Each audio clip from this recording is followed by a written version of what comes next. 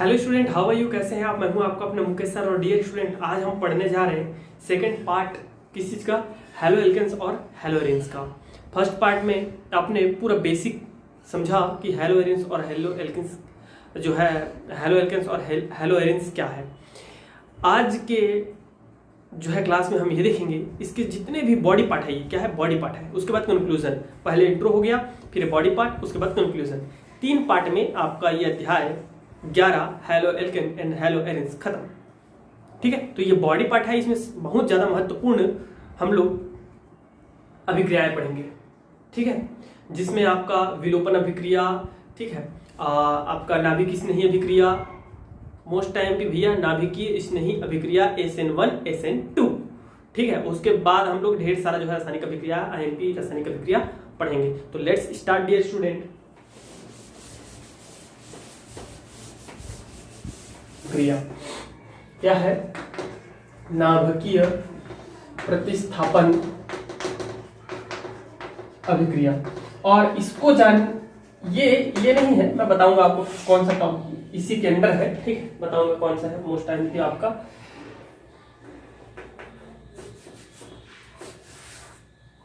नाभिक स्नेही एक वर्ड है। क्या? नाभिक स्नेही। इंग्लिश में बोलते हैं न्यूक्लियोफिलिक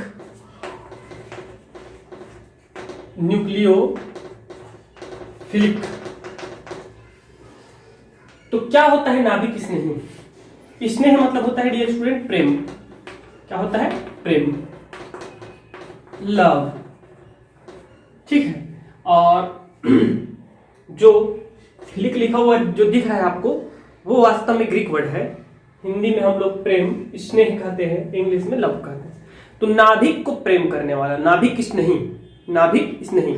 तो नाभिक स्नेही मूलक, ऐसे मूलक होते हैं, ऐसे आयन होते हैं जो नाभिक को पसंद करते हैं। अब नाभिक को कौन पसंद करेगा ये मुझे बता दो आप। सिर्फ नाभिक में होता है धनावेश, तो भाई धनावेश को वही पसंद करेगा। कौन? ऋणावेश। कौन पसंद करेगा? ऋणावेश। तो ऐसे आयन जो ऋणावेशित होते हैं, तथा जिसमें इलेक्ट्रॉन घनत्व उच्च होता है, उच्च इलेक्ट्रॉन घनत्व पाया जाता है, उन्हें हम लोग क्या कहते हैं?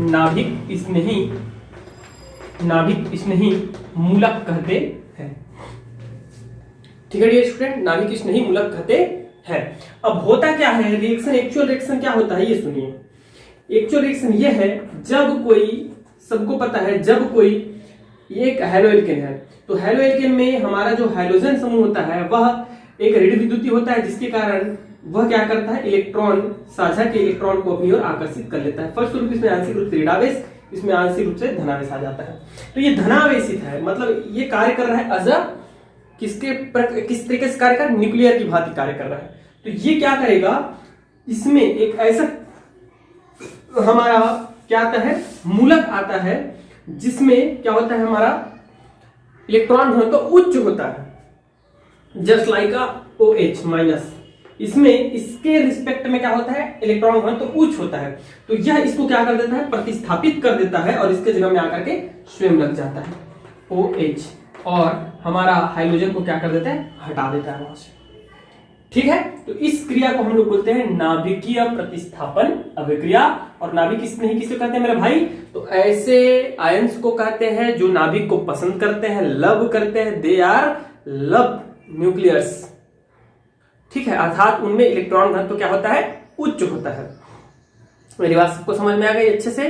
तो इसके जस्ट लाइक एग्जांपल क्या है? OH माइनस है, CN माइनस है, OR माइनस है। एग्जाम्पल के रूप में हम लोग देख लेते हैं कुछ नाभिक रासायनिक अभिक्रिया देख सकते हैं। जैसे कि हमारा है एथिल ब्रोमाइड। एथिल ब्रोमाइड की क्रिया जब हम किसी क्षार से कराते हैं, ठीक है, क्षार से कराते हैं पोटेशियम हाइड्रोक्साइड से, तो होता क्या है? C2H5OH, और ये बन जाता है पोटेशियम ब्रोमाइड। तो इस प्रकार क्या होता है? ये एक क्या है? हमारा इस प्रकार से एक नाभिक है, और इसमें आंशिक रूप से ऋणावेश, या आंशिक रूप से धनावेश, या आंशिक रूप से ऋणावेश, इसका जो है इलेक्ट्रॉन घनत्व तो उच्च होता है और यह नाभिक की ओर जाना चाहता है, नाभिक को पसंद करता है, इसलिए आकर के यहाँ पे लग जाता है। एक फेमस हमारा जो है और आईएमपी रासायनिक अभिक्रिया है, क्या है, विलियमसन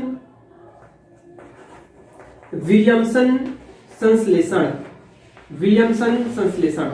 तो ये आता है मेरे भाई, नाम से पूछा जाता है, इसको हम लोग 2-3 बार पढ़ेंगे पूरे ऑर्गेनिक केमिस्ट्री में, ठीक है। विलियमसन संश्लेषण क्या होता है, जब किसी एल्किल ब्रोमाइड की क्रिया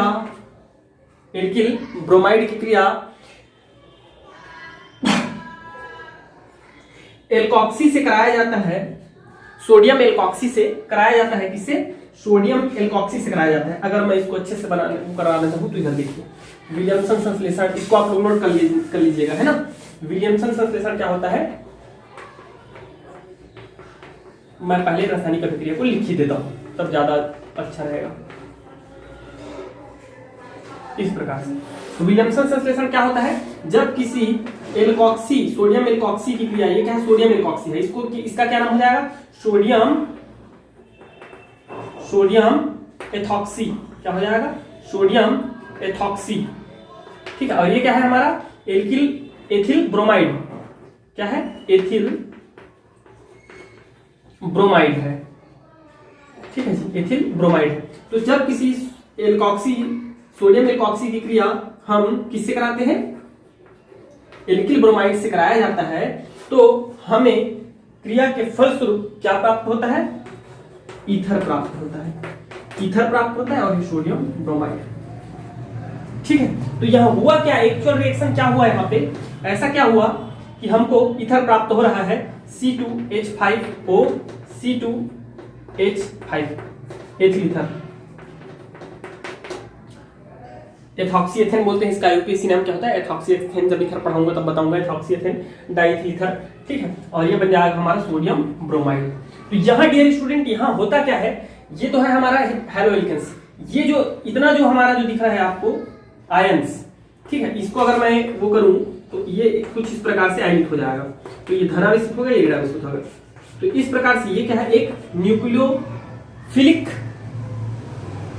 आयन है, मूलक है, ठीक है। ये इसको नाभिक पसंद है, तो ये नाभिक की ओर जाता है, तो ये C2H5 के रूप में इसको नाभिक मिलता है, उसके साथ जाकर क्रिया कर लेता है। अब यहां से हमारा आईएमपी टॉपिक होता है SN1 और SN2। ये जो नाभिक स्नेही प्रतिस्थापन अभिक्रिया है, ये 2 प्रकार का होता है।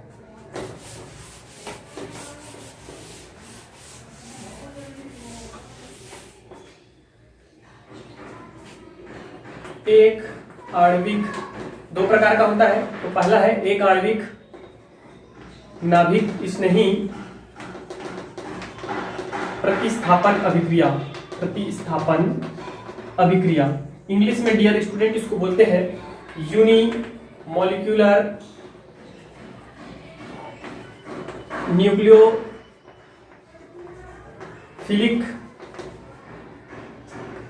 सब्स्टिट्यूशन रिएक्शन, ठीक है, जिसको हम लोग शॉर्ट फॉर्म में SN1 देख लीजिए कैसा शो करते हैं, SN1, ठीक है। 1 यूनिमॉलिक्यूलर एक आणविक nucleophilic S substitution reaction, SN1 से शो किया जाता है। अभी है क्या, ये देखिए आईएमपी है भाई, आता है अंतर भी पूछ सकता है, सिंगल भी पूछ सकता है, डबल भी पूछ सकता है, जैसा, ठीक है। तो समझ तो आ गया नाभिक की स्नेही अभिक्रिया क्या है ना, वो तो समझ में आ गया आप सबको। इस प्रकार की अभिक्रिया में उक्त अभिक्रिया 2 पदों में संपन्न होती है, 2 पदों में संपन्न होती है। प्रथम पद में हमारा RX जो बंध है उसका विदलन होता है। क्या होता है, विदलन होता है, अर्थात विदलन का मतलब समझते हैं आप, विदलन होता है अर्थात वह टूटता है और उनका अपना अपना इलेक्ट्रॉन अपने अपने पास जाता है, ठीक है, जिसके कारण ये क्या होता है, उदासीन होता है। यदि इसका दोनों इलेक्ट्रॉन अगर एक तरफ ही जाता है तो उसमें क्या जाता है, ऋणावेशित हो जाता है। तो इस प्रकार ये स्टूडेंट इसमें क्या होता है, अपना अपना इलेक्ट्रॉन जो है स्वयं के पास जाता है, इसको हम लोग बोलते हैं विदलन। और इस प्रकार प्रथम पद की अभिक्रिया में RX हैलोएल्केन का विदलन होता है और कार्बोकेटायन बनता है। कार्बोकेटायन किसे कहते हैं, केटायन, मतलब धन आयन को केटायन कहते हैं, केटायन बनता है। द्वितीय पद में यह केटायन शीघ्रता के साथ OH से क्रिया करता है और ROH बना लेता है। इस प्रकार चूंकि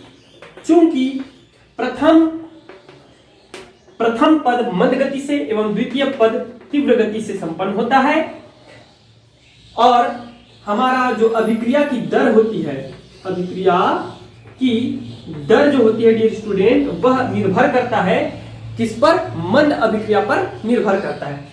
और इस प्रकार मंद अभिक्रिया की किस चीज पर निर्भर करता है? उसके अभिकारक के सामंतरण पर निर्भर करता है। और यहाँ अभिकारक का सामंतरण क्या है? अभिकारक कितना है? 1 है। इसलिए इसकी आणविकता कितनी हो गई? 1। मैं आपको पढ़ा चुका हूं केमिस्ट्री में ही अध्याय 5 आणविकता क्या है।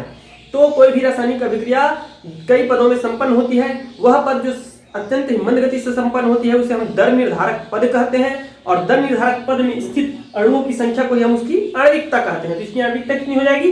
1 हो जाएगी। चूंकि प्रथम पद अत्यंत ही मंद गति से संपन्न होता है और इसमें हैलोएल्केन का विदलन होता है, जिसके कारण एक कार्बोकेटायन प्राप्त होता है। यह कार्बोकेटायन शीघ्रता के साथ हाइड्रोक्सी आयन के साथ क्रिया करके अति शीघ्र ROH बना लेता है। तो अभिक्रिया की दर निकालोगे भाई मेरे, तो इसकी आणविकता 1 है। तो इस प्रकार आप लिख सकते हैं, इस प्रकार SN1 अभिक्रिया की आणविकता 1 होती है, इसलिए इसे हम एक आणविक नाभिकीय स्नेही प्रतिस्थापन अभिक्रिया कहते हैं। सबको अच्छे से समझ में आया?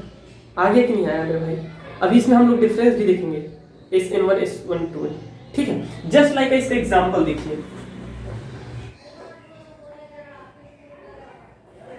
CH3CH3CH3Br, ठीक है, पोटेशियम हाइड्रोक्साइड के साथ।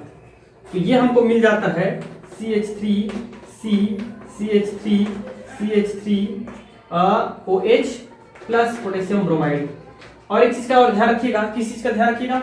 यह जो अभिक्रिया है SN1 प्रकार की जो अभिक्रिया है वह मुख्यतः द्वितीयक एवं तृतीयक हैलो एल्केन्स या हैलो एल्केन्स में पाया जाता है या द्वितीयक तृतीयक हैलो एल्केन्स ही इस अभिक्रिया को अपनाते हैं।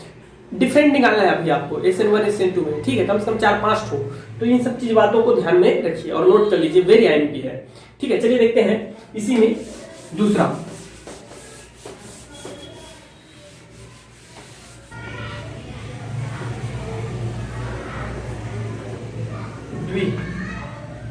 ठीक है,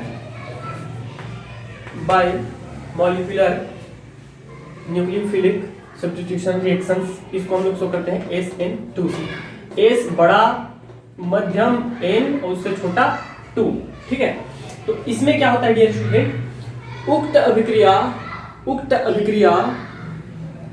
अभिक्रिया एक ही पद में संपन्न होता है, उक्त अभिक्रिया एक ही पद में संपन्न होता है जिसमें 2 अणु भाग लेते हैं, 2 अणु भाग लेते हैं। यह अत्यंत ही मंद गति से संपन्न होता है, यह अत्यंत ही मंद गति से संपन्न होता है जिसमें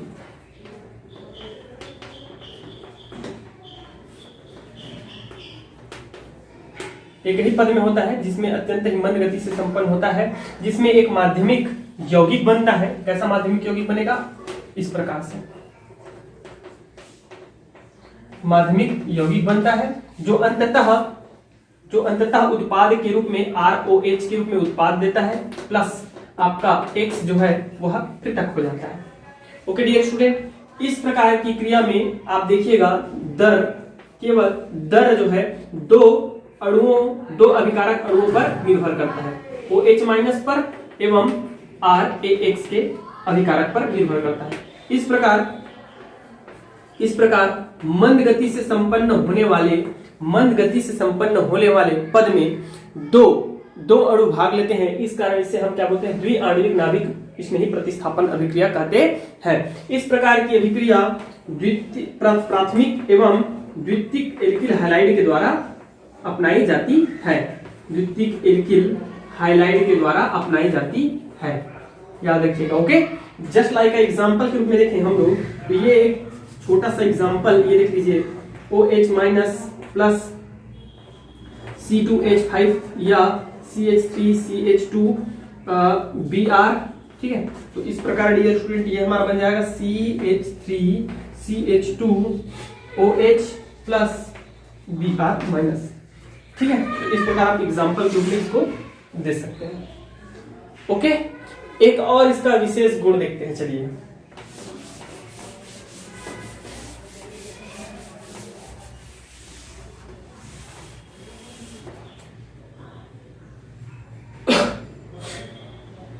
SN1 और SN2 की त्रिविम रासायनिक पहलू, त्रिविम रासायनिक पहलू।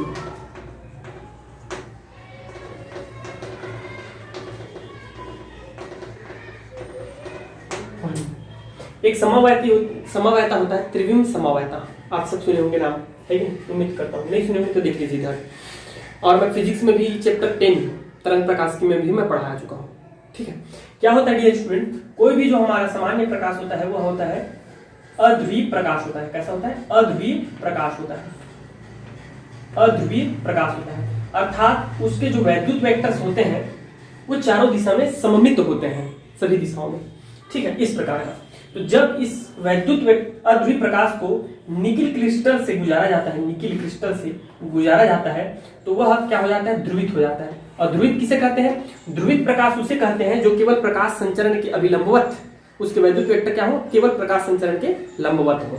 तो इस प्रकार ये हो जाता है ध्रुवित। अब यदि मैं इसके ध्रुवित प्रकाश के, ये क्या है? ध्रुवित प्रकाश मैं लिख देता हूं, अभी सब चीज लिखूंगा इनका क्या क्या है। यह है अध्रुवित प्रकाश, ठीक है, जो कि सामान्य प्रकाश है, जो सूर्य से आ रही है, किसी लाइट से आता है, वो अध्रुवित प्रकाश होता है, इस प्रकार से आता है, जिसके वैद्युत वेक्टर सभी दिशाओं में होते हैं। यह है निकिल क्रिस्टल, ठीक है। और यह है हमारा ध्रुवित प्रकाश। निकिल क्रिस्टल क्या कर देता है? उसको ध्रुवित कर देता है, मतलब वो केवल जो है प्रकाश संचरण की लंबवत दिशा में ही क्या करने लगता है? लंबवत दिशा में ही उसके वैद्युत वेक्टर पाए जाते हैं। यह है डियर स्टूडेंट कार्बनिक पदार्थ का विलयन। इसमें हम एक स्पेशल प्रकार की कार्बनिक, कई प्रकार के होते हैं, एक सिंपल सी बात है, ग्लूकोज भी है, सुक्रोज भी है, ऐसे ढेर सारे कार्बनिक पदार्थ है, उसको हम लोग भर देते हैं। तो इसमें एक विशेषता पाई जाती है कि ये जो ध्रुवित प्रकाश है उसको या तो वाम दिशा में घुमा देता है या तो दक्षिण दिशा में घुमा देता है। तो ऐसे कार्बनिक पदार्थ जो ये इसकी पूर्व स्थिति है, ठीक है, इसकी ध्रुवित प्रकाश की, इसको जो वाम दिशा में घूर्णन कर देता है, वाम दिशा में घुमा देता है, उसको हम लोग बोलते हैं वाम ध्रुवण घूर्णक। क्या कहते हैं? वाम ध्रुवण घूर्णक कहते हैं। उन कार्बनिक पदार्थों को क्या कहा जाता है? वाम ध्रुवण घूर्णक। और जो उसके दक्षिण दिशा में घुमा देते हैं तो उसको बोलते हैं हम लोग दक्षिण ध्रुवण घूर्णक। जो उसको दक्षिण दिशा में घुमा देते हैं उसको हम लोग क्या बोलते हैं? दक्षिण ध्रुवण घूर्णक कहा जाता है। और इन्हीं को आप सबको पता है, सब जानते हैं, पढ़ा चुका हूं मैं, जाकर के एक बार देखिएगा कौन से और चैप्टर में बता रहा हूं मैं, कौन से चैप्टर में जाना, एकदम बेहतरीन, वहां तुरंत समझ में आ जाएगा आपको।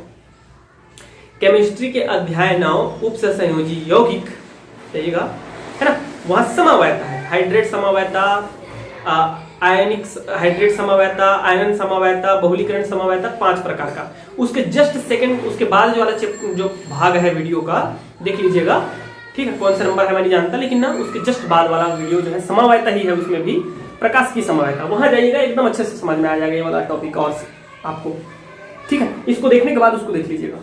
तो ऐसे कार्बनिक रसायन, कार्बनिक यौगिक जो हमारे समतल ध्रुवित प्रकाश, ये क्या है? समतल ध्रुवित प्रकाश है, प्लेन पोलराइज्ड लाइट। समतल ध्रुवित प्रकाश के तल को वाम दिशा में घुमा देता है, वाम ध्रुवण घूर्णक कहते हैं। उसको हम लोग एल से शो करते हैं, लिवो, और माइनस से भी शो किया जाता है। और जो दक्षिण दिशा में घुमा देता है उसको हम लोग बोलते हैं दक्षिण ध्रुवण घूर्णक, डी या प्लस। मेरी बात समझ में आ गई? इतना चीज समझ में आ गया? इतना चीज समझ में आ गया? सबको कंसेप्ट क्लियर है? Very good. अब बात करते हैं ये किसके द्वारा प्रदर्शित किए जाते हैं। हाँ, एक और चीज आता है, रेसेमिक मिश्रण। क्या आता है? रेसेमिक मिश्रण। रेसेमिक मिश्रण किसे कहते हैं? तो ऐसे भी कई कार्बनिक यौगिक होते हैं जिसके अणु, कुछ अणु उसको क्या करते हैं? वाम दिशा में घुमा देते हैं, और कुछ अणु उसको क्या करते हैं? दक्षिण दिशा में घुमा देते हैं। उसके विलयन के अणु जो है, कुछ अणु वाम दिशा में घुमा देते हैं, कुछ उसको दक्षिण दिशा में घुमा देते हैं। तो मतलब 50-50% उसको क्या कर देते हैं, वाम और 50% दक्षिण। तो इस प्रकार के मिश्रण को हम लोग बोलते हैं रैसमिक मिश्रण कहा जाता है। इसको हम लोग माइनस प्लस से भी शो करते हैं और रैसमिक मिश्रण कहते हैं। ठीक है डियर स्टूडेंट, DL से भी इसको प्रदर्शित किया जाता है इस प्रकार से, तो उनको कहा जाता है रैसमिक मिश्रण। ठीक, वेरी गुड यार। अब ये बात कर लेते हैं कि ये जो ध्रुवण घूर्णकता प्रदर्शित कर रहे हैं वे कैसे अणुओं के द्वारा प्रदर्शित किए जाते हैं। जो है ध्रुवण घूर्णकता मतलब समतल ध्रुवित प्रकाश के तल को वाम दिशा में या दक्षिण दिशा में घूर्णन कराता है, तो कौन कराता है? ऐसे अणु को हम लोग बोलते हैं कीरेल अणु। क्या कहते हैं? कीरेल। और ये कीरेल कहां से आया भाई? कीरेल हाथ से आया, पंजा से। हाथ को कीला कहते हैं, कीला। ठीक है, ग्रीक वर्ड में। तो ये यहीं से आया है। हमारा जो हाथ होता है ना, वह अपने दर्पण प्रतिबिंब के साथ अध्यारोपित नहीं होता। याद रखिएगा, अपने दर्पण प्रतिबिंब के साथ अध्यारोपित नहीं होता। ठीक है, तो उनको हम लोग बोलते हैं कीरेल अणु। कैसे? जो अपने दर्पण प्रतिबिंब के साथ अध्यारोपित नहीं होते। अरे भैया सिंपल सी बात है, अगर मैं अपना हाथ बनाना चाहूंगा तो हाथ कैसे बनाऊंगा बताइए मुझे। सपोज हल्का से ले लीजिएगा, है ना, ज्यादा मैं एकदम स्पेशल बनाने का प्रयास नहीं करूंगा ऐसा। तो इसका प्रतिबिंब बनेगा वो कैसे बनेगा? इसका प्रतिबिंब बनेगा डियर स्टूडेंट, वो ऐसा बनेगा, देखिए ऐसा बनेगा कि नहीं बनेगा? तो ये अगर मैं इसको उठा के यहाँ पे रखूंगा, इसको उठा के यहाँ रखूंगा, तो ये क्या अध्यारोपित होंगे? क्या नहीं ना होंगे? नहीं होते। ठीक है, तो ये अध्यारोपित नहीं होते। अरे मेरे भाई ऐसे अध्यारोपित मत करना, ऐसा अध्यारोपित नहीं किया जाता। ये आपका हाथ है ना, ये हाथ है, तो ये और ये हाथ है, ये वाला हाथ है, तो इसको क्या होना चाहिए? एक दूसरे के ऊपर अध्यारोपित होना चाहिए। तो कहाँ छोटी वाली उंगली अंगूठे पर आएगा क्या? अध्यारोपित होगा क्या? नहीं होगा। तो ऐसे अणु हम लोग कीरेल अणु कहते हैं। और यही कीरेल अणु क्या करते हैं? इस प्रकार के ध्रुवण घूर्णकता जो है प्रदर्शित करते हैं। सब के सब नहीं करते, ऐसे कौन करते हैं? सिर्फ ध्रुवण घूर्णक अणु करते हैं। एक छोटा सा सिंपल सा एग्जांपल, ये कोई एग्जांपल स्पेशल एग्जांपल नहीं है, बस आपको समझाने के लिए एग्जांपल है। तो इसका मुझे कुछ इस प्रकार प्राप्त होगा, मिलेगा कि मिलेगा? प्रतिबिंब कैसे मिलेगा? इस प्रकार प्रतिबिंब मिलेगा। तो ये डेफिनेटली अध्यारोपित हो रहा है। हाइड्रोजन की जगह में हाइड्रोजन जाएगा, हाइड्रोजन की जगह में हाइड्रोजन, इस प्रकार जाएगा कि नहीं जाएगा? लेकिन इसी की जगह में मैं क्या करता हूँ, इसको मैं क्या कर देता हूँ? OH कर देता हूँ। तो इसका प्रतिबिंब बनेगा वो ऐसा बनेगा। प्रतिबिंब कैसे बनेगा? इस प्रकार प्रतिबिंब बनेगा कि नहीं? अब इसको ऐसे लेके जाऊं तो ये OH कहां चले जाएगा? हाइड्रोजन के ऊपर जाएगा। ये हाइड्रोजन किसके ऊपर आएगा? OH के ऊपर आएगा। तो अध्यारोपित हुआ क्या? नहीं। तो ये हमारा कीरेल अणु नहीं है, ये ध्रुवण घूर्णकता प्रदर्शित नहीं करता। ध्रुवण घूर्णकता प्रदर्शित कौन करेगा? ये मेथेन करेगा, क्योंकि ये मेथेन का जो है प्रतिबिंब इस प्रकार बनेगा और ये हाइड्रोजन इस हाइड्रोजन के ऊपर जाएगा, ये हाइड्रोजन इस हाइड्रोजन के ऊपर आएगा, तो अध्यारोपित हो रहा है। तो इसको हम लोग बोलते हैं अकीरेल अणु। अकीरेल क्योंकि ये प्रदर्शित नहीं करेगा। ठीक है जी, कीरेलता जो प्रदर्शित किया जाता है वह हमारे उस अणु के द्वारा किया जाता है। चलिए अब देख लेते हैं, कीरेल अणु भी हमको समझ में आ गया। सर इसका अब SN1 SN2 भी बता दीजिए, इसके साथ इसका क्या रिलेशन है वो भी तो बता दीजिए। डेफिनेटली बता रहा हूं मैं, सुनिए क्या रिलेशन इसके साथ। मेरे भाई रिलेशन ये है कि अब कुछ ये देखिए H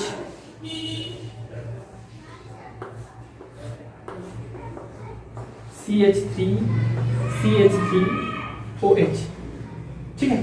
इस पर यदि मैं Cl, क्या Cl, ये क्या है? एक एल्किल हाइलाइड है। एल्किल हाइलाइड है, आप सबको दिख रहा है एल्किल हाइलाइड है क्योंकि एल्किल समूह लगा हुआ है, एल्किल हाइलाइड है सर। अब इस पर यदि मैं कोई नाभिकीय स्नेही का क्रिया कराता हूं तो नाभिक स्नेही का क्रिया कराने पर ना दो रिजल्ट आता है। देखो दो तरीके से क्रिया होती है, नाभिक स्नेही से क्रिया कराने पर दो तरीके से होता है। एक क्या होता है इसमें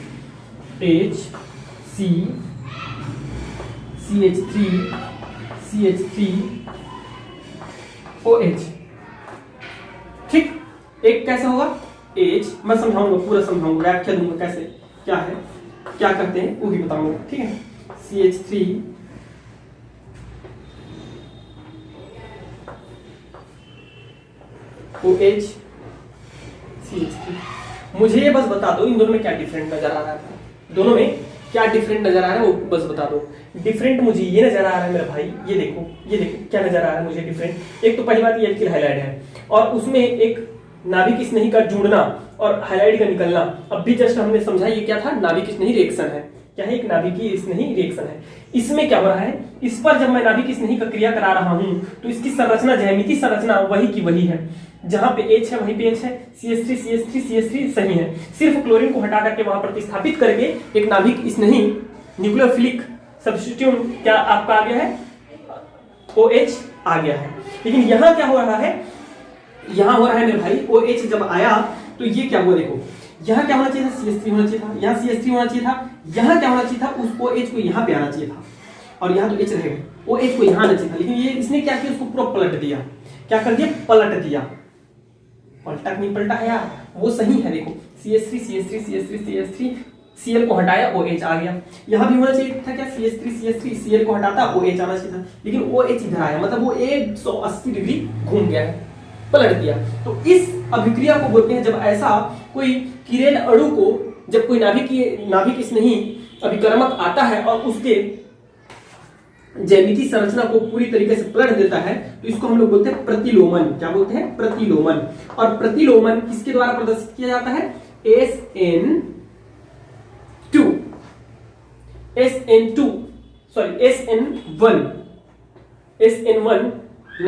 नाभिकीय स्नेही प्रतिस्थापियों के द्वारा और SN1 नाभिकीय स्नेही अभिक्रिया के द्वारा प्रदर्शित किया जाता है। ये डिफरेंट बता रहा हूं मैं। और ये जो है SN2 और इसको नाम दिया जाता है डियर स्टूडेंट अवरोधन। क्या बोलते हैं इसको? अवरोधन। और इसको क्या बोला जाता है? प्रतिलोमन। इसको क्या बोला जाता है? अवरोधन। और ये प्रदर्शित किया जाता है SN2 के द्वारा। तो ये भी एक मोस्ट जो है डिफरेंट है दोनों में। समझ में आ गया सबको? अच्छे से समझ में आ गया मेरे भाई? ठीक है, तो इसको थोड़ा ध्यान रखिएगा। ओके,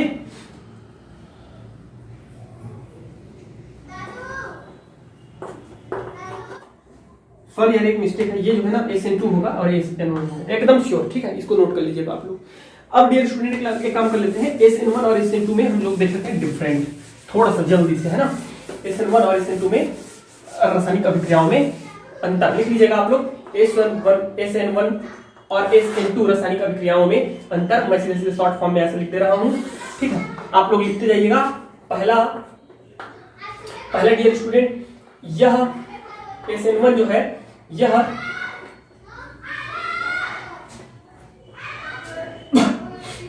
द्वितीयक एवं तृतीयक एल्किल हैलाइड के द्वारा प्रदर्शित किया जाता है। एल्किल हैलाइड के द्वारा प्रदर्शित किया जाता है, जबकि यह प्राथमिक एवं द्वितीयक एल्किल हैलाइड के द्वारा प्रदर्शित किया जाता है। ठीक है, यह दुर्बल नाभिक स्नेही आयनों द्वारा प्रदर्शित किया जाता है। यह प्रबल नाभिक स्नेही आयनों या मूलकों के द्वारा प्रदर्शित किया जाता है। ठीक है, यह इसकी सांद्रता दुर्बल होती है। क्या होती है? दुर्बल होती है। इसमें नाभिक की सांद्रता क्या होती है? उच्च होती है। थर्ड फोर्थ लिखिएगा, आप बता दीजिए मुझे कुछ और आप लोग भी बता दीजिए क्या होता है। यह एक आणविक अभिक्रिया है, यह द्विआण्विक अभिक्रिया है,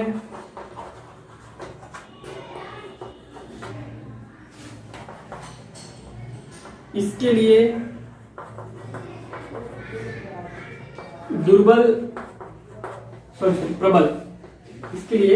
प्रबल न्यूक्लियोफाइल की आवश्यकता होती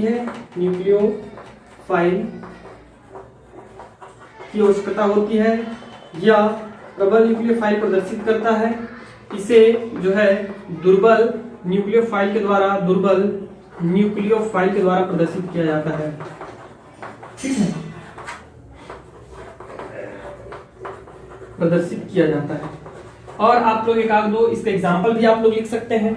इसकी बात करेंगे तो ये द्वितीयक तृतीयक के द्वारा प्रदर्शित किया जाता है। CH3 CH3 okay, Cl plus potassium hydroxide. इस प्रकार से आप तृतीयक एल्किल हैलाइड के साथ शो कर देना, इसको जो है द्वितीयक एल्किल हैलाइड के साथ शो कर देना। मेरे भाई समझ में आ गया सबको अच्छे से? और एक आध दो चीज आप ढूंढ के मुझे बता दीजिएगा, ठीक है। अब विलोपन अभिक्रिया, क्या चीज? विलोपन अभिक्रिया। तो विलोपन अभिक्रिया क्या होता है? इसमें सैंडजेफ का नियम भी है, ठीक है। विलोपन अभिक्रिया क्या होता है स्टूडेंट? जब किसी अणु में से दो परमाणु पृथक हो जाते हैं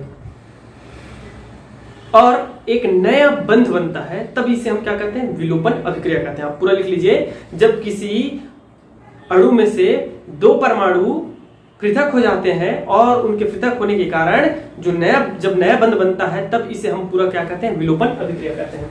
जैसे कि एग्जाम्पल के रूप में आप देख सकते हैं, कुछ इस प्रकार मैं बना देता हूं। देखिए क्या है, HHXYHH, इस प्रकार एक अणु है। पहले एग्जांपल देखेंगे, उसके बाद देख लेंगे इसको, ठीक है। तो इसमें क्या होता है डियर, अगर मान लो सपोज या एक Y को इधर में भेज देता हूं, चलो Y कर देता हूं, यहाँ H कर देता हूं। तो इसमें क्या होता है, दो परमाणु जब निकल जाते हैं, इस प्रकार दो परमाणु निकल जाते हैं तो एक नया बॉन्ड जो है बनता है। तो वो बॉन्ड कैसे होगा? ये ऐसा, ये देखिए क्या बन गया? एथिन बन गया प्लस XY, इस प्रकार। इसको हम लोग बोलते हैं क्या चीज? विलोपन अभिक्रिया कहा जाता है। समझ में आ रहा है? विलोपन अभिक्रिया कहा जाता है। आगे देखिए क्या, इसी को अगर हम लोग देखें AHCH आपका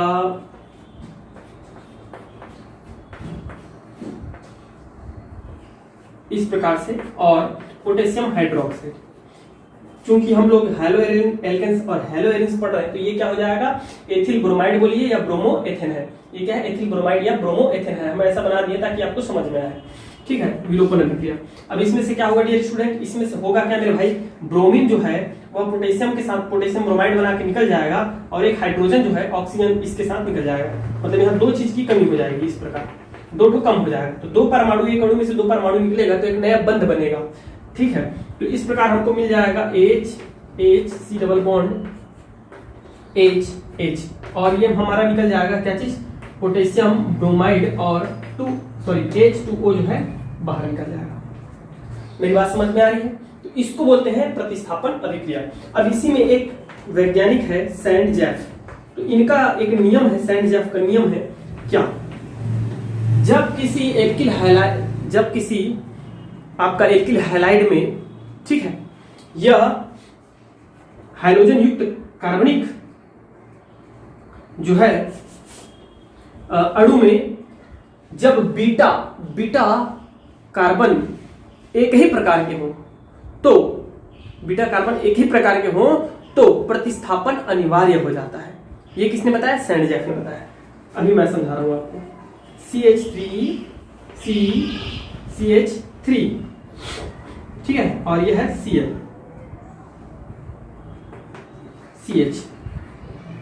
तो ये हो जाता है अल्फा, ये हो जाता है बीटा, ये हो जाता है बीटा। और बीटा में देखिए डियर स्टूडेंट, बीटा में क्या है हमारा? बीटा जो कार्बन है वो उसमें दोनों में कितने हैं? 3 हाइड्रोजन उपस्थित है। तो इस प्रकार जब होता है तो उसमें से निश्चित रूप से क्या हो जाता है? हाइड्रोजन का निकलना कंपल्सरी हो जाता है। तो यहाँ हाइड्रोजन क्या निकलेगा? HCl बन के हाइड्रोजन निकल जाएगा, एक हाइड्रोजन यहाँ से निकल जाएगा। तो हाइड्रोजन कितना हो जाएगा? अभी है हमारा 7 ठो, अब वो कितना हो जाएगा? 6 हो जाएगा। 6 होगा तो इसको आप बैलेंस करना पड़ेगा आपको। तो ये हमारा बन जाएगा डियर, क्या हो जाएगा? CH3CH double bond CH2। बात समझ में आ गई? तो इस प्रकार एक जो है परमाणु के निकलने से, दो परमाणु के निकलने से क्या हो रहा है? हमारा एक नए बॉन्ड का निर्माण हो रहा है, और इस नियम को कहा गया है विलोपन अभिक्रिया, और इस नियम को बोलते हैं सैंडजेफ नियम। कि जब भी यदि बीटा परमाणु, बीटा ये अल्फा है मेरे भाई, ये बीटा है, अगर ये वाला अगर कार्बन इधर होता तो क्या हो जाता है? गामा हो जाता है कि नहीं? तो इस प्रकार से, तो जब बीटा कार्बन पर समान, जो बीटा कार्बन है वह समान हो तो वहां से प्रतिस्थापन अभिक्रिया क्या हो जाती है? एकदम निश्चित हो जाती है, ठीक है। ये चीज है। चलिए देखते हैं धातुओं के साथ हैलो एल्केन्स और हैलो एरिन्स की रासायनिक अभिक्रियाएं।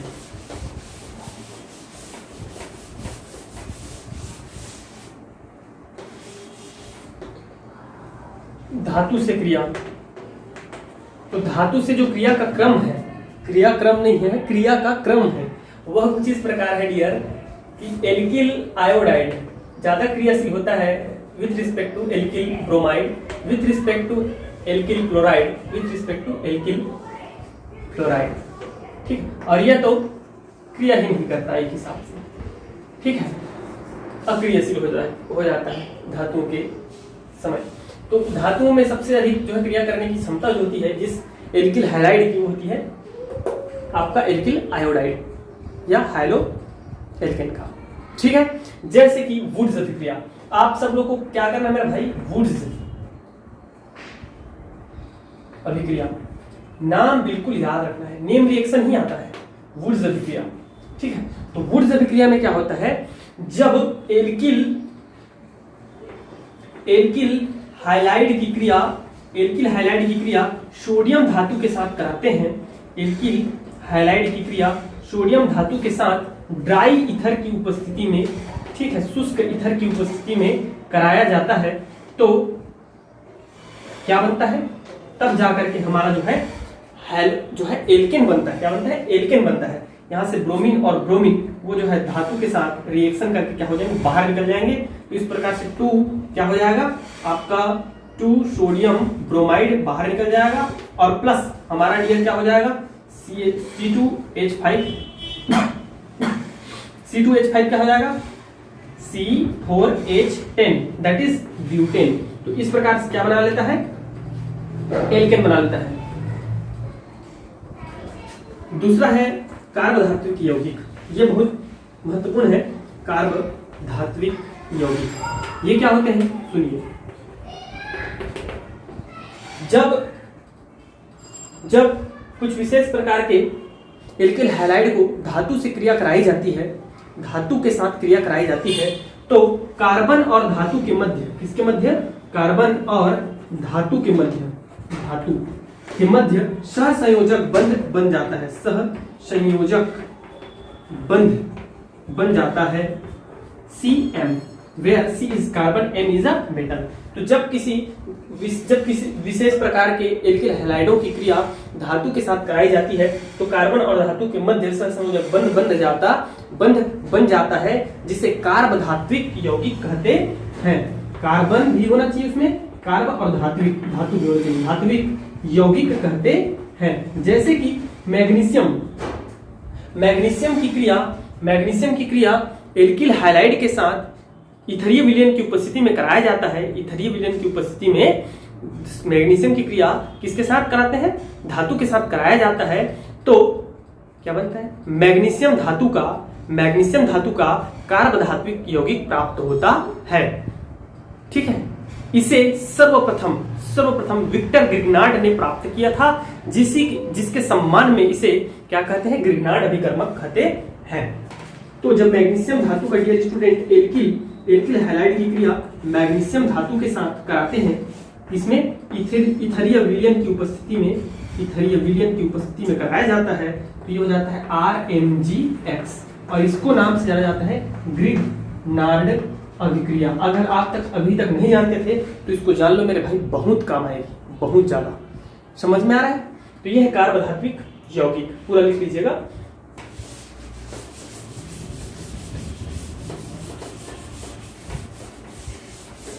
अब देखते हैं डियर स्टूडेंट, हेलोएरिन में क्या चीज, हेलोएरिन्स में CX बंध की प्रकृति बहुत बढ़िया है ये। ठीक है, ध्यान से देखिएगा और समझिएगा। ये प्रश्न ऐसा पूछा जाता है, इसको ऐसा नहीं पूछते हैं, CX बंध की प्रकृति नहीं पूछा जाता। हेलोएरिन्स हेलो एल्केन की अपेक्षा कम क्रियाशील है, क्यों? ठीक है, या हेलोएरिन की अपेक्षा अधिक क्रियाशील है, क्यों? तो उसका जवाब आपको यहीं से मिल जाएगा। ठीक है, हेलोएरिन में CX बंध ध्रुवीय प्रकृति की होती है। क्या होती है? ध्रुवीय प्रकृति की होती है। तो ध्रुवीय प्रकृति, तो जितना ज्यादा ध्रुवता होगा उतना ज्यादा क्रियाशील होगा। तो ये क्यों अक्रियाशील है भाई, जबकि ध्रुवीय प्रकृति है? तो इधर देखिएगा, हम समझाते हैं आपको, आराम से समझना है। ठीक है, क्या होता है आपका ध्रुवीय प्रकृति की होती है। सबको पता है हाइड्रोजन तत्व में हमारा जो है 3 एकाकी इलेक्ट्रॉन युग्म उपस्थित रहते हैं। आप चाहो तो बेंजीन को इस प्रकार बना सकते हैं, बेंजीन को इस प्रकार भी बना सकते हैं, इससे कोई फर्क नहीं पड़ता। दोनों के दोनों ही क्या है, कैकुले, डेवार और कैकुले 2 जने क्या दिए थे, बेंजीन का संरचना दिए थे, तो उसमें से कैकुले का जो है वो ज्यादा स्थायी पाया गया, तो इन्हीं को जो है हम क्या मानते हैं, बेंजीन का संरचना मानते हैं। और दोनों को कंबाइन करके हम लोग फिर तीसरा संरचना देते हैं, ठीक है जी, अनुनादी संरचना, उसको इस प्रकार से शो किया जाता है। ये देखिए, ये तीनों के तीनों ही बेंजीन की संरचना है, इस प्रकार ये दोनों कैकुले ने दिया था, और ये हमारा इन दोनों का क्या है, अनुनादी रूप कहलाता है, ठीक है। तो चाहे ऐसा बनाओ चाहे ऐसा बनाओ, होता क्या है, हेलो रिंग में से एक बंद ध्रुवीय प्रकृति की होती है, जहां हमारा हैलोजन समूह विद्युत ऋणी होता है। हैलोजन समूह विद्युत ऋणी होने के कारण क्या करता है डियर स्टूडेंट, ये विद्युत ऋणी होता है, ठीक है, जिसके कारण इसकी क्रियाशीलता होनी चाहिए, किंतु इसमें sp2 संकरण पाया जाता है। कैसा संकरण पाया जाता है, sp2 संकरण पाया जाता है, जिसके कारण जबकि हमारा हेलो एल्केन्स में कैसी संरचना पाई जाती है, हेलो एल्केन्स में sp3 संकरण पाया जाता है।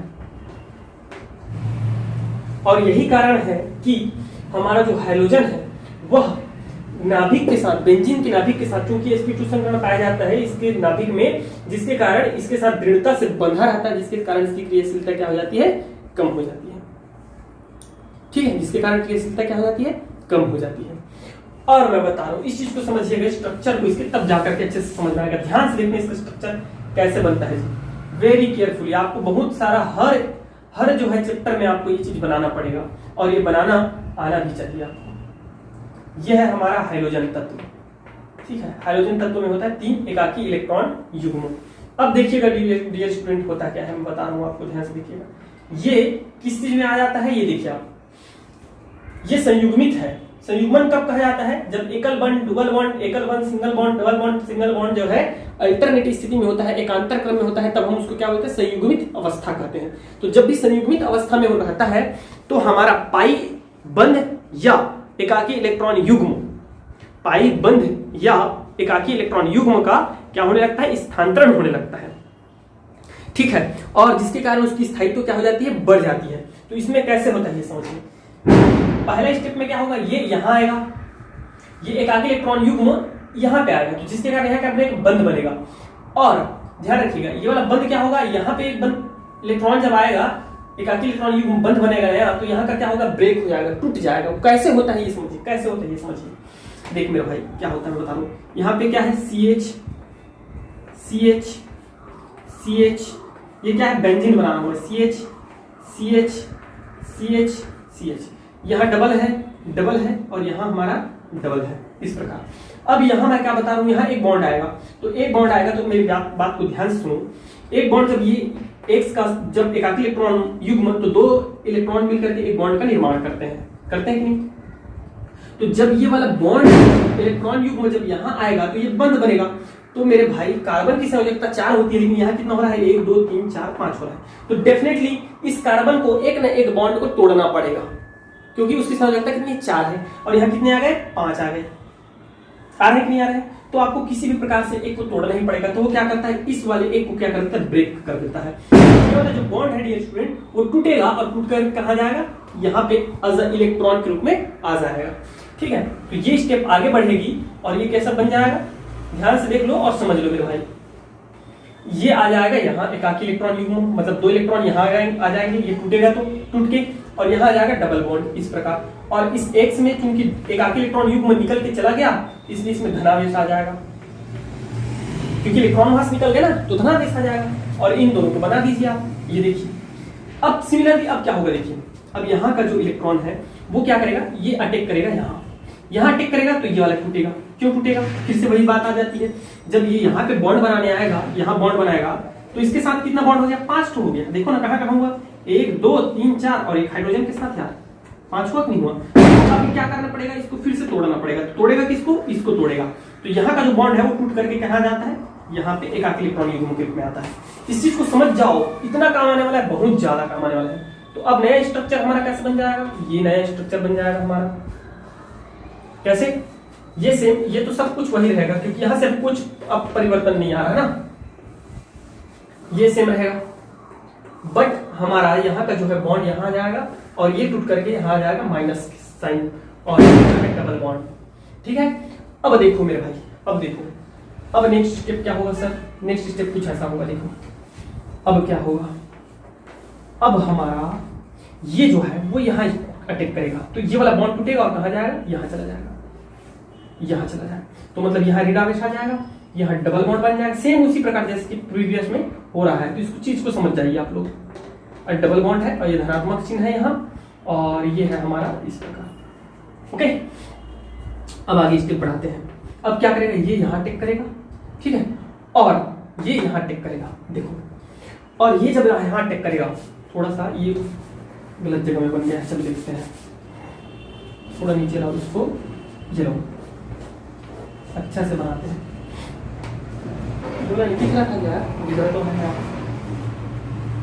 डबल बॉन्ड, ठीक है, यहाँ पे कोई प्रॉब्लम नहीं आएगा, कोई अंतर नहीं आएगा मेरे भाई।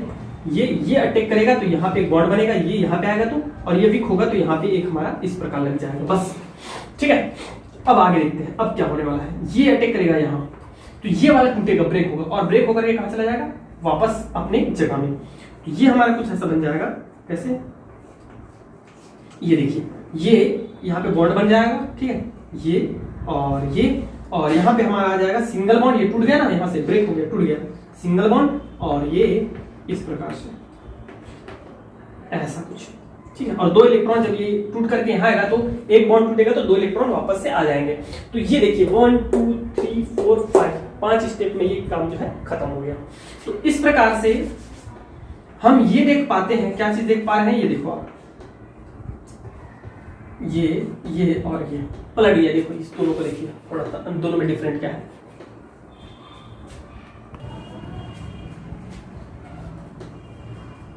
ओके डियर स्टूडेंट, इतना आपको समझ में आ गया। ये है मेरे भाई, इससे हमको क्या क्या जानकारी मिलती है, सुनिए। हैलो एरिन्स हैलो एल्केन की तुलना में अधिक कम क्रियाशील होते हैं। इसका पहला रीजन हो गया ये चीज, क्या कि हैलो एल्केन में हाइड्रोजन जिस कार्बन से जुड़ा होता है वह कार्बन sp3 संकरित अवस्था में होता है, जबकि हैलो एरिन में हाइड्रोजन जिस कार्बन से जुड़ा होता है, इसमें जिस कार्बन से जुड़ा हुआ है, इस कार्बन में जुड़ा हुआ है और कार्बन जुड़ा हुआ है, तो यह कार्बन किस संकरण में है, sp2 संकरण में है। कौन सा संकरण में, sp2 संकरण में है। तो अगर मैं इसका वेटेज निकालूंगा तो इस S का वेटेज आएगा 33.3% आएगा, 33.33% आएगा, ठीक है। जबकि यहाँ S का मैं वेटेज निकालूंगा तो कितना आएगा, 25% आएगा। तो इस प्रकार से ये क्या होता है, S, और S ब्लॉक कहाँ रहता है, नाभिक के नजदीक। तो इस प्रकार से हमारा हाइड्रोजन जो है वो नाभिक के नजदीक होता है, और नजदीक होने के कारण वो क्या होता है, ज्यादा जकड़ा हुआ होता है, बंध जो है स्ट्रॉन्ग बॉन्ड होता है, जिसके कारण क्या होती है, उसकी क्रियाशीलता, मतलब sp3 वाली की क्रियाशीलता, ठीक है ना, sp2 वाली की क्रियाशीलता अर्थात हमारे हैलो एरिन्स की क्रियाशीलता क्या हो जाती है, कम हो जाती है, क्योंकि बॉन्ड स्ट्रांग हो गया तो टूटेगा नहीं, जल्दी टूटेगा नहीं तो क्रिया कैसे करेगा, तो इसलिए क्रियाशीलता क्या हो जाती है, कम हो जाती है, एक कारण। दूसरा रीजन है मेरे भाई, दूसरा रीजन क्या बोलता है, फिर से इसी से समझना है आपको, इस संरचनाओं से समझना है। चूंकि हाइड्रोजन यहाँ किससे जुड़ा हुआ है, हाइड्रोजन हालांकि सिंगल बॉन्ड से जुड़ा हुआ है, लेकिन आप देख पा रहे हैं यहाँ क्या बन गया, डबल बॉन्ड बन गया, यहाँ क्या बन गया, डबल बॉन्ड बन गया, यहाँ क्या बन गया, डबल बॉन्ड बन गया। मतलब 5 संरचनाओं में 3 संरचना में वो जो हमारा सिंगल बॉन्ड है वो किसमें कन्वर्ट है, डबल बॉन्ड में कन्वर्ट है। तो भाई जब द्विबंध बन गया तो जब भी द्विबंध बनता है तो उसकी बंध लंबाई क्या हो जाती है, कम हो जाती है, और बंध लंबाई कम होती है तो दोनों पास आ जाते हैं। पास आने के कारण दे आर स्ट्रांगली बॉन्डेड, दोनों स्ट्रांगली बॉन्डेड है, जिसके कारण उसको तोड़ना आसान नहीं होगा। फलस्वरूप हैलो एरिन्स की जो क्रियाशीलता है वो हैलो एल्केन से कम हो जाती है।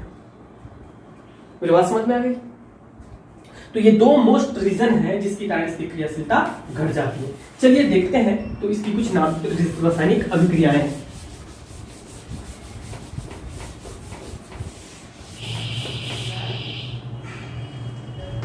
हैलो एरिन्स की रासायनिक अभिक्रियाएं, ठीक है, जिसमें हम फर्स्ट देखेंगे डियर नाभिक स्नेही प्रतिस्थापन अभिक्रिया। उम्मीद करता हूं अभी आप सब कोई जो है नाभिक स्नेही प्रतिस्थापन अभिक्रिया को समझ चुके होंगे। नाभिक स्नेही, नाभिक को प्यार करने वाला, प्रेम करने वाला, ठीक है। प्रतिस्थापन अभिक्रिया, तो वो क्या करता है, ऐसा कोई भी मूलक जो नाभिक को पसंद करता है वह उस नाभिक से जुड़े हुए दूसरे मूलक को धक्का देकर मार के भगा देता है और स्वयं आकर के जुड़ जाता है, ठीक है डियर स्टूडेंट। तो ये हैलो एल्केन में ये आसानी से हो जाता है। रीजन क्या है, मैं पहले अभी बताया हूं जस्ट आपको, क्या चीज कि हैलो एल्केन्स के तुलना में कम क्रियाशील होते हैं, हैलो एल्केन्स अधिक क्रियाशील होते हैं। तो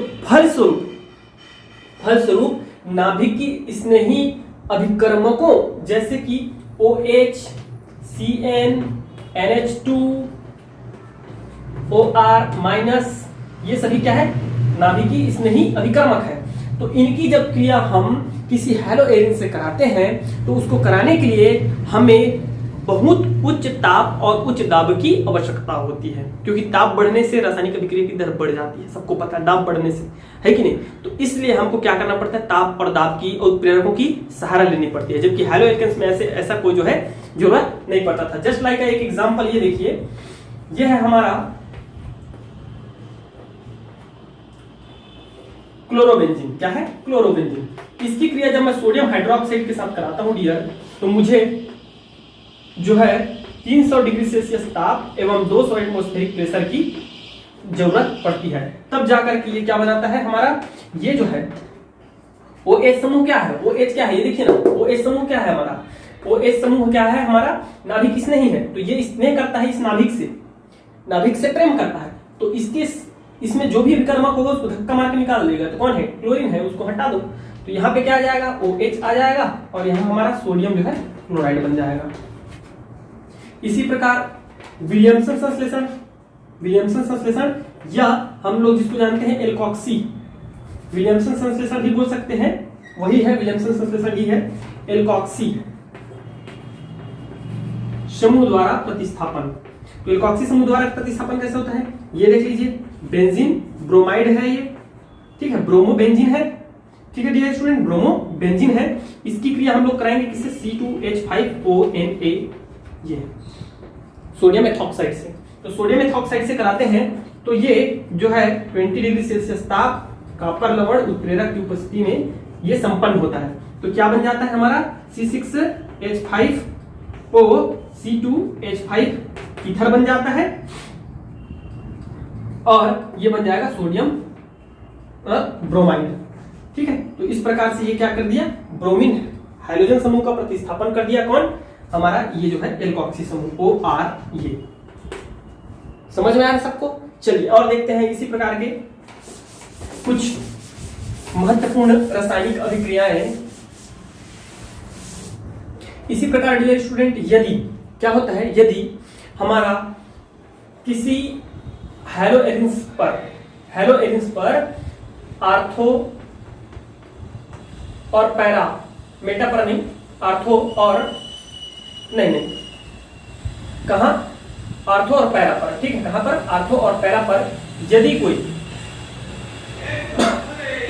इलेक्ट्रॉन आकर्षी समूह जुड़ा हुआ है, नाइट्रो क्या है, एक इलेक्ट्रॉन आकर्षी समूह है, तो इलेक्ट्रॉन आकर्षी समूह जुड़ा होता है तो इससे जो है नाभिकीय प्रतिस्थापन आसान हो जाता है। रीजन क्या है, मेरे भाई, रीजन क्या है, रीजन ये है कि जो इलेक्ट्रॉन्स क्या हो रहा था हमारा, आपने संरचना भी जो बनाया था मैं, CX संरचना, ठीक है, उसको अच्छे से देखा आपने, वह सबसे ज्यादा हमारा जो है इलेक्ट्रॉन घनत्व, सबसे ज्यादा इलेक्ट्रॉन घनत्व कहाँ रहता है, आर्थो और पैरा स्थान पर रहता है। कहां पर रहता है, आर्थो और पैरा स्थान पर रहता है, मेटा पर कम रहता है, आर्थो और पैरा पर रहता है सबसे ज्यादा। आपने देखा होगा, अभी नहीं देखे होंगे तो फिर से मैं पढ़ा दूंगा, ठीक है। जब पांचों संरचना को ध्यान से देखोगे तो सबसे ज्यादा आपको यहीं पे मिलेगा, ठीक है। तो यहां पर होता है, तो ये क्या करते हैं, यहां पर यदि कोई समूह जुड़ गया, सपोज नाइट्रो समूह जुड़ा हुआ है, तो नाइट्रो समूह इस इलेक्ट्रॉन घनत्व को क्या करता है, खींच लेता है। तो इलेक्ट्रॉन घनत्व को खींचने के कारण ये जो बॉन्ड है, एक्स बॉन्ड, वो क्या हो जाता है, वीक हो जाता है। और वीक होने के कारण जब इसकी क्रिया हम किसी नाभिक स्नेही अभिकर्मक के साथ कराते हैं तो बहुत ही कम ताप पर यह क्रिया जो है संपन्न हो जाती है। जो ताप कितना लग रहा था, 300 डिग्री सेल्सियस लग रहा था, वो मात्र 295 केल्विन में, वो भी केल्विन में संपन्न हो जाता है। ओके डियर स्टूडेंट, तो इस प्रकार से ये है हमारा क्या है 2 हो जाएगा, या आप बोल सकते हो आर्थो पैरा बोल सकते हो 2 3 1 2 3 4 5 6, ठीक है। तो 2 4 डाइनाइट्रो क्लोरोबेंजीन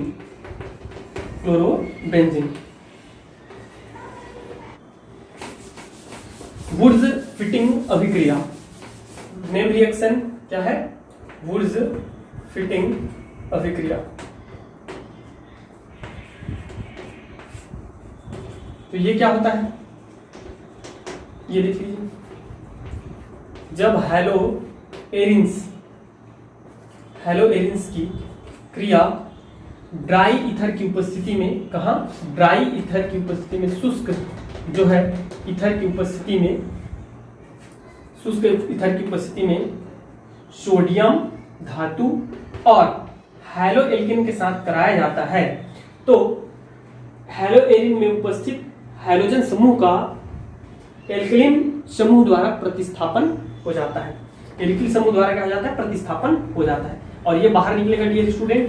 तो ये क्या हो जाएगा हमारा, बताइए तो जरा से, बाहर जब निकलेगा तो यहाँ CH3 आ जाएगा ये वाला, और 2 सोडियम और 2 क्लोरीन क्या बन जाएगा, सोडियम क्लोराइड बन जाएगा, ठीक है। तो अभी जस्ट आपने वुड्स अभिक्रिया और देखा था, वुड्स अभिक्रिया, ठीक है, वुड्स अभिक्रिया आपने भी और देखा, उसमें हमने क्या देखा था, धातु के साथ क्रिया देखा, है कि नहीं। उसके बाद हमने फिर क्या पढ़ा, धातु के साथ क्रियाओं में कार्बोधातु की यौगिक देखे थे, ठीक है। ये सब चीजों को थोड़ा सा ध्यान में रखिएगा।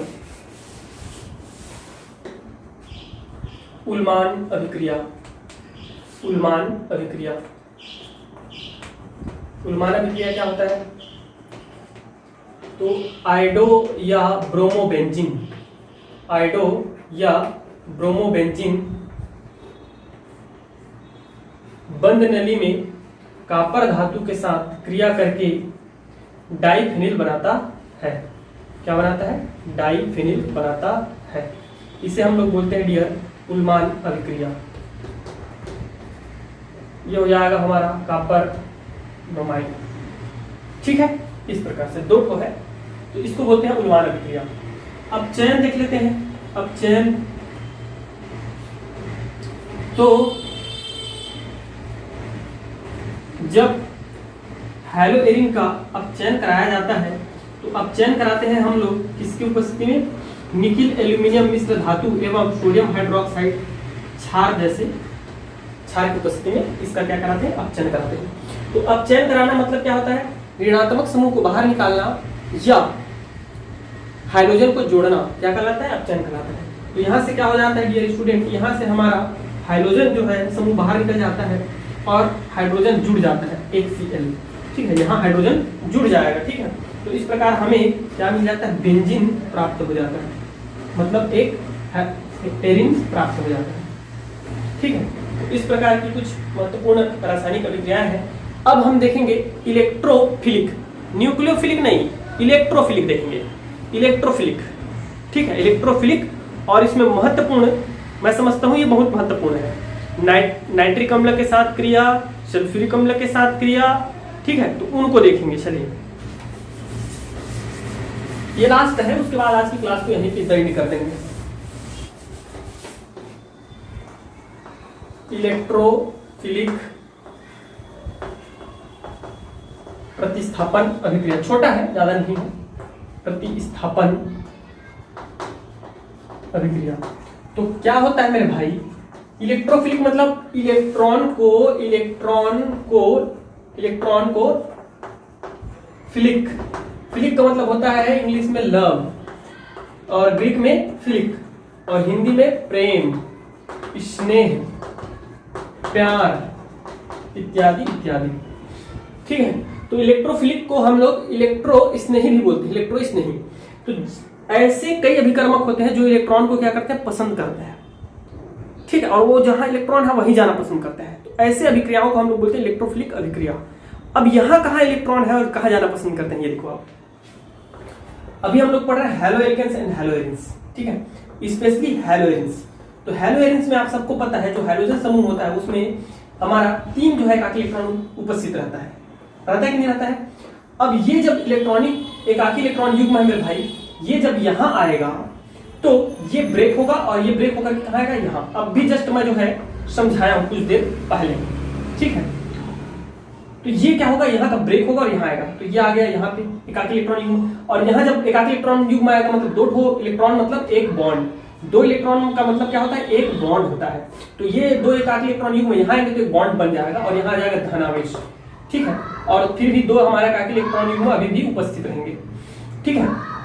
यहाँ आ गया। अब ये क्या अटैक करेगा, देखिए इसको ध्यान रखिएगा ना, यहाँ पे बॉन्ड है, ये अब यहाँ आएगा तो ये कहाँ चला जाएगा, यहाँ आ जाएगा मेरे भाई। तो ये हमारा नया कैसे बन जाएगा, नया कुछ ऐसा बन जाएगा यार, ठीक है। ये हमारा यहाँ जाएगा और यहाँ पे हमारा बॉन्ड बन गया, ओके, यहाँ और यहाँ है एक बॉन्ड, ये डबल, और इस प्रकार से यहाँ क्या है, एक तो धनावेश है। तीसरा नंबर कैसे हो जाएगा, तीसरा नंबर देखिए, अब ये यहाँ अटैक करेगा तो ये वाला बॉन्ड टूटेगा और यहाँ चला जाएगा। ये कैसे हो जाएगा, ये देखो आप लोग, ये देखो आप, कहाँ चला जाएगा, कहाँ चला जाएगा बताइए मुझे। ये यहाँ आ गया और ये इस प्रकार है कुछ, ठीक है। और यहाँ हमारा बॉन्ड है और ये जब यहाँ जाएगा और ये यहाँ आएगा तो एक बॉन्ड यहाँ बन जाएगा। लास्ट फाइनल स्टेप में क्या होगा, ये अब यहाँ अटैक करेगा तो ये फिर से टूट के कहाँ चला जाएगा, अपने स्थान पे चला जाएगा। और हमें वापस से वही चीज जो है, इसको बनाने की भी आवश्यकता नहीं है, मैं ऐसा कर देता हूँ, समझ में आ जाएगा आपको। वही चीज आपको वापस से मिल जा रही है, मिल रही कि नहीं मिल रही, बिल्कुल डेफिनेटली सर, है ना। तो मेन चीज हमारा ये है, ये दोनों तो कॉमन है, ये दोनों तो सेम है। ये देखो ना यार, ये कैसा बन जाएगा बता दो मेरे भाई। ये जब यहाँ आएगा तो ये हो जाएगा, ठीक है, कैलकुले का संरचना है ये दोनों। तो ये दोनों में कोई डिफरेंट नहीं है कि नहीं, तो इस दोनों में कोई विशेष डिफरेंट नहीं है, कोई समझ में नहीं आ रहा है। इन तीनों में देखना है आपको। तो इन तीनों में हम देख पा रहे हैं इलेक्ट्रॉन घनत्व तो सबसे ज्यादा कहाँ है, ये देखो इलेक्ट्रॉन कहाँ है, यहाँ पे पैरा पे है इलेक्ट्रॉन, सॉरी ऑर्थो पे है। यहाँ इलेक्ट्रॉन कहाँ पे है, पैरा पे है। यहाँ इलेक्ट्रॉन कहाँ पे है, आर्थो पे है कि नहीं है। तो सबसे ज्यादा हमारा जो है इलेक्ट्रॉन घनत्व कहाँ है, आर्थो और पैरा स्थान पे है। इसीलिए कोई भी जब इलेक्ट्रॉन घनत्व वहां है ज्यादा, तो इलेक्ट्रॉन को पसंद करने वाला कोई भी जब नाभिक आता है तो वो कहाँ पसंद जाना पसंद करेगा भाई, जहां इलेक्ट्रॉन है जहां, तो यहां पसंद करेगा ना भाई जाना। तो कहां आकर लगते हैं उन लोग, आर्थो और पैरा पे जाकर के लगते हैं। कहां लगते हैं, आर्थो पैरा पे लगते हैं। समझ में आ गया। तो आर्थो पैरा में ही क्यों जुड़ते हैं, सबको याद रहेगा। और ये सब चैप्टर में हम लोग देखेंगे, पूरे चारों चैप्टर में ये चीज देखने को मिलेगा आपको, चारों चैप्टर में देखने को मिलेगा। तो इसको रट्टा मार लीजिए। और 3 ही मुख्य है, हाइलोजनीकरण, सल्फोनीकरण, नाइट्रीकरण। 3 मुख्य, हाइलोजनीकरण, सल्फोनीकरण, नाइट्रीकरण, सब भी चैप्टर में आएगा। तो तीनों को हम लोग को क्या करना पड़ता है, इलेक्ट्रॉन जो है स्नेही की तरह ट्रीट करना पड़ता है। और तीनों की तीनों कहां जाके जुड़ेंगे, एक तो बस को देख लो, सब समझ में आ जाएगा। जस्ट लाइक ये देखो, हम क्या ले लेते हैं, यह है हमारा एक Cl, ठीक है। क्या है भाई बोल दीजिए, क्लोरोबेंजीन है। तो क्लोरोबेंजीन की क्रिया जब हम लोग FeCl3 की उपस्थिति में हम किससे कराते हैं डियर, क्लोरीन से जब कराते हैं, किसकी उपस्थिति में, FeCl3 की उपस्थिति में जब कराते हैं, तो ये क्या करता है, किसी आर्थो या पैरा में जुड़ेगा। आर्थो या पैरा में, मेटा में नहीं जाता, कहाँ जाता है, आर्थो या पैरा में जाता है, ठीक है। तो ये क्या होगा, एक तो हमको क्या मिलेगा, एक यहां मिल जाएगा, यहां पे आके क्लोरीन जुड़ जाएगा, ठीक है, यहां पे क्लोरीन आकर जुड़ जाएगा, ठीक है। और दूसरा ये संभावना है कि वो कहां पे आकर जुड़ जाएगा, पैरा में जुड़ जाएगा, इस प्रकार से, इस प्रकार से भी, ठीक है। तो हमको क्या मिल जाता है, हमको मिल जाता है ऑर्थो, ये क्या है, ऑर्थो डाइक्लोरोबेंजीन, ऑर्थो डाइक्लोरोबेंजीन और पैरा डाइक्लोरोबेंजीन। तो इसको बोलते हैं हाइलोजनीकरण। क्या बोला जाता है, हाइलोजनीकरण। और हाइलोजनीकरण क्या है, हमारा एक इलेक्ट्रोफिलिक जो है क्या है, रिएक्शन है, ठीक है। तो क्लोरीन जो है, क्लोरीन कहां जाके जुड़ेगा, आर्थो या पैरा पे जुड़ेगा। क्लोरीन को क्या पसंद है, इलेक्ट्रॉन पसंद है। दैट्स क्लियर ना। अब चलिए देखते हैं क्या चीज इसका, सल्फोनीकरण और नाइट्रीकरण। नाइट्रीकरण नाइट्रीकरण स्पेशल है मेरे भाई, थोड़ा ध्यान रखिएगा। नाइट्रीकरण, ठीक है। तो नाइट्रीकरण हम लोग कराते हैं HNO3 नाइट्रिक अम्ल और सल्फ्यूरिक अम्ल की उपस्थिति में। तो नाइट्रीकरण कैसे कराया जाता है? तो जब भी हैलोएरिन का नाइट्रीकरण कराया जाता है, नाइट्रीकरण कराया जाता है नाइट्रिक अम्ल HNO3 और सल्फ्यूरिक अम्ल, ठीक है। तो पहले हमें क्या मिलता है? पहले हमें मिलता है कुछ इस प्रकार से, नाइट्रो, ऑर्थोनाइट्रो, क्लोरोबेंजीन, पैरानाइट्रो, क्लोरोबेंजीन। लेकिन बाद में अंततः हमें कुछ इस प्रकार का मिलता है। क्या मिलता है? ये मिल जाता है, देखिए, ठीक है। 1 2 3 4 5 6 क्या मिल जाता है? 1 क्लोरो 2 4 डाइनाइट्रो 2 4 डाइनाइट्रो बेंजीन। तो इस प्रकार का क्रिया कहाँ संपन्न होती है? इस रासायनिक अभिक्रिया में संपन्न होती है। अब एक मात्र और लास्ट देख लेते हैं आज के क्लास में, फिर वो है फ्रीडल क्राफ्ट अभिक्रिया। नाम से आता है क्या? फ्रीडल क्राफ्ट अभिक्रिया।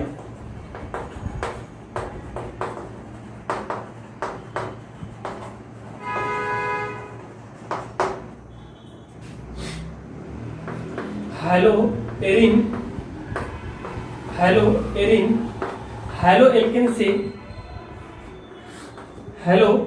एल्केन से एल्यूमिनियम ट्राइक्लोराइड की उपस्थिति में क्रिया करके, एल्यूमिनियम ट्राइक्लोराइड की उपस्थिति में क्रिया करके डियर स्टूडेंट क्या बनाता है?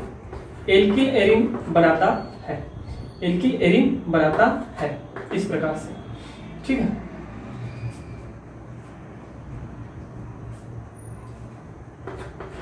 ये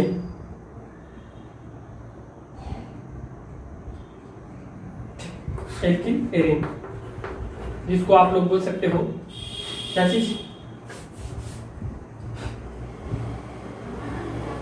आर्थोक्लोरोटालुइन।